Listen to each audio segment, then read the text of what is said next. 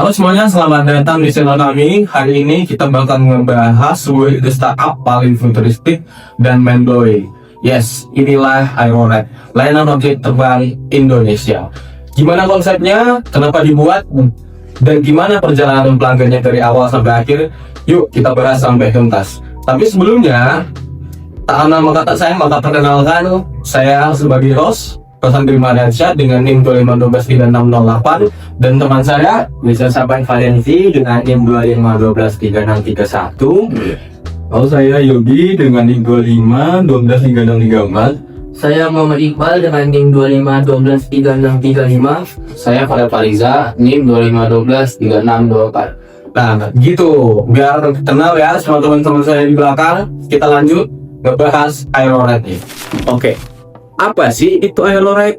Jadi, Aeronet adalah konsep transportasi baru yang kami ciptakan untuk mengatasi kemacetan kronis di kota-kota besar Indonesia.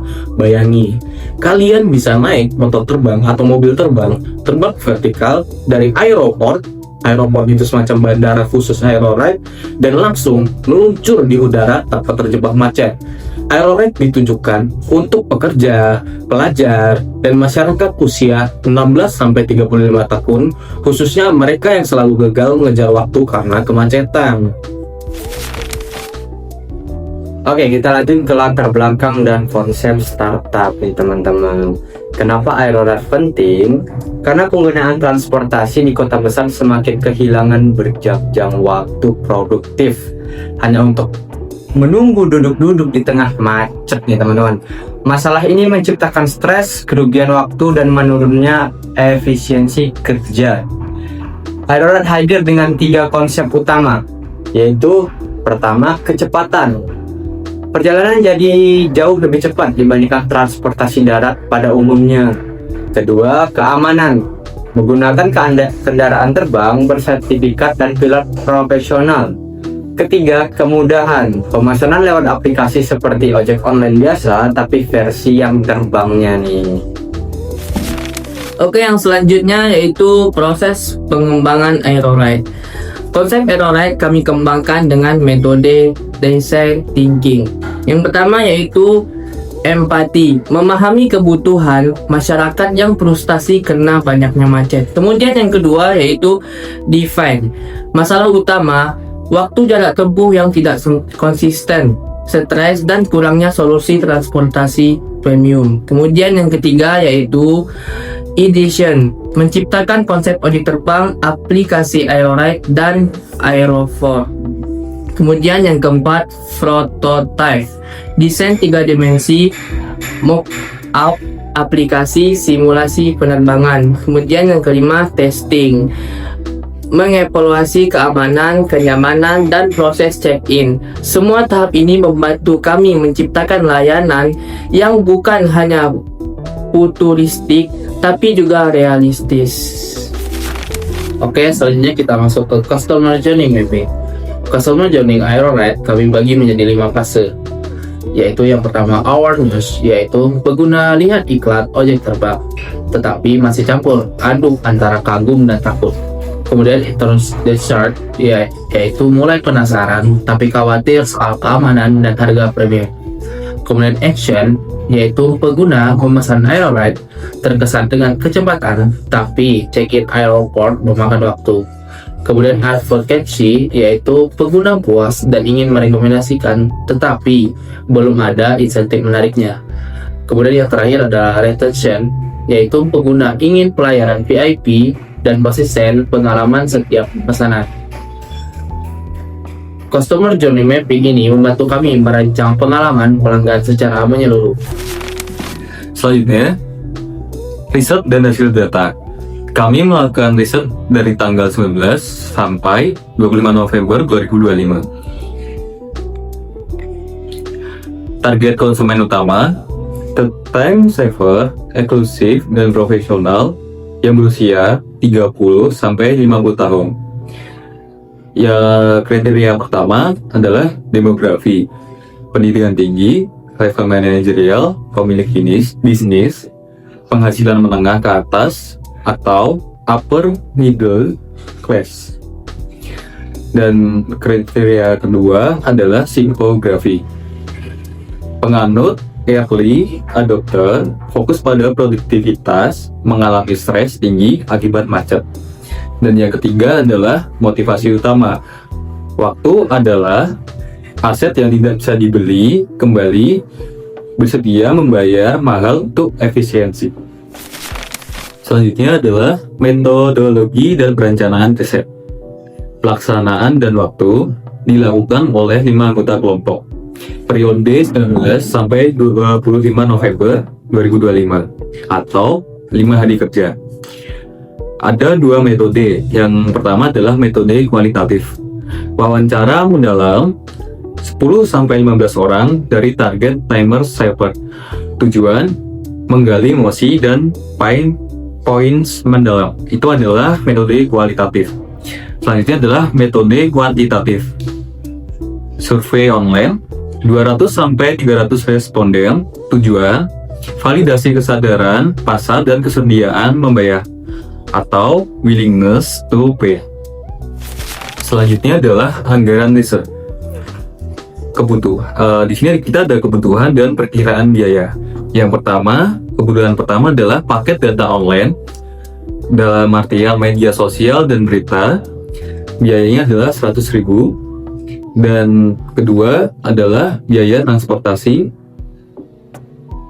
dalam artian termasuk bensin atau mobilitas dengan perkiraan biaya 50.000. Dan yang ketiga adalah cetak lembar observasi opsional ya. Perkiraan biayanya adalah 15.000. Jadi total anggaran riset ini adalah Rp165.000. Nah, oke. Selanjutnya itu strategi pengambilan data. Kami membagi pertanyaan riset berdasarkan fase psikologis pengguna. Yang pertama, awareness. Jika melihat iklan ojek terbang, apa reaksi emosional pertama Anda? Goalnya itu menggali emosi awal. Terus yang kedua, interest. Apa satu hal yang membuat Anda ragu untuk mencoba? Goalnya itu validasi pain points, harga atau amanah. Yang ketiga, action. Apa yang paling Anda hargai saat terbang? Kecepatan atau kenyamanan? Goalsnya memahami kebutuhan utama pengguna. Yang keempat, advocacy. Apakah Anda akan merekomendasinya? Goalsnya itu mengukur potensi viralitas. Oke, selanjutnya customer journey mapping detail, awareness and interest. Ada 3 poin penting. Yang pertama itu aspek, yang kedua fase awareness, yang ketiga fase interest and desire. Yang pertama, aspeknya itu user needs, dan fase awareness-nya ingin solusi anti macet yang terjamin dan modern. Sedangkan fase interest dan desire-nya butuh jaminan keamanan mutlak dan validasi harga versus waktu. Aspek yang kedua, emotion. Fase awareness-nya frustasi karena macet namun tertarik pada inovasi. Fase interest dan desire-nya cemas, keamanan, antusias mencoba, ragu akan harganya. Aspek yang ketiga, pain points. Fase awareness, informasi dianggap tidak kredibel atau resmi, atau bisa kita sebut di zaman sekarang itu hoax atau gimmick. Terus yang ketiga, fase interest and desire-nya, kekhawatiran keamanan, 50% keraguan, proses verifikasi lama.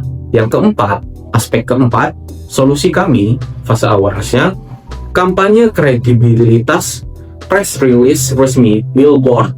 Fase interest dan desire-nya, video uji keamanan transparan atau bisa langsung dilihat, simulasi harga versus waktu.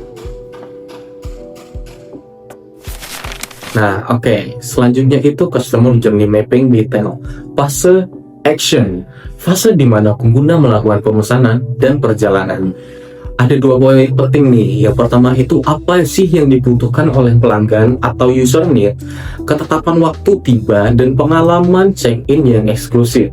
Poin yang kedua, pastinya itu kan pelanggan pasti ragu. Ini kan kayak ojek terbang, kayak udah masuk akal aja gitu. Nah, yang diragukannya itu kayak proses check-in di airport atau aeroport terlalu lama atau lokasi sulit ditemukan. Ini mengurangi nilai kecepatan.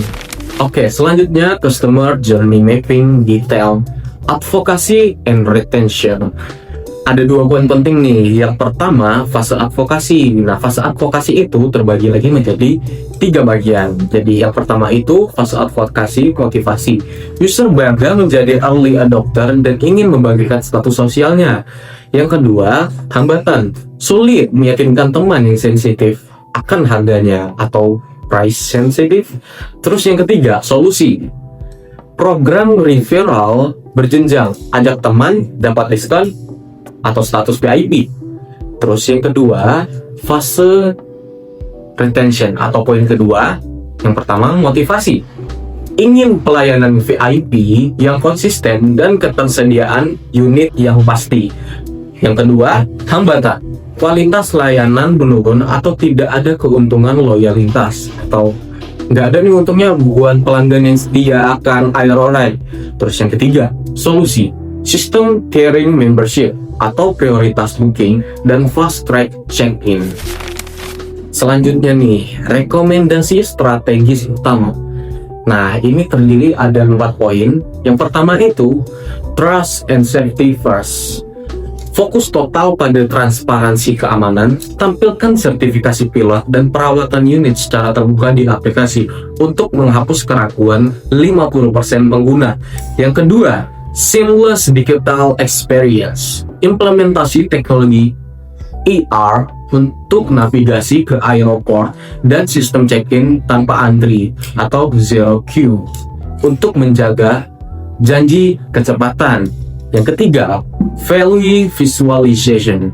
Fitur time save calculator di aplikasi tunjukkan berapa jam yang dihemat dibanding naik mobil biasa, taksi umum, lalu konversi ke nilai uang atau produktivitas. Terus poin yang terakhir atau yang keempat, eksklusif ekosistem. Bangun komunitas pengguna elit melalui program loyalitas yang memberikan akses eksklusif, bukan sekedar diskon. Nah, Aeronet bukan hanya tentang terbang dari titik A ke B. Ini tentang memberikan aset paling berharga kembali kepada manusia. Masa depan tanpa batas. Jadi, itulah gambaran lengkap dari Aeroride, ojek terbang Indonesia, sebuah ide startup yang kami kembangkan untuk masa depan transportasi Indonesia. Kalau kalian suka inovasi seperti ini, jangan lupa like, komentar, dan subscribe biar kita bisa lanjut bikin konten keren lainnya. Terima kasih sudah menonton dan sampai jumpa di video berikutnya.